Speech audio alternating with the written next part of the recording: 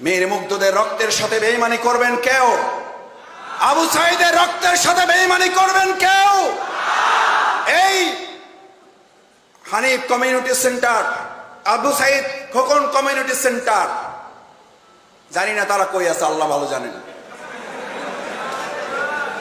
আলহামদুলিল্লাহ, তারা জাতির জন্য তৈরি করে রেখে গেছেন। ইসলামী আন্দোলনের খেদমতে এগুলো এখন ব্যবহৃত হবে। এই সমস্ত জায়গাগুলোতে 15.5 বছর একবার আল্লাহর ধ্বনি উচ্চারিত হয় নাই। 15.5 বছর একবার আল্লাহর প্রশংসা তারা করতে দেয় নাই।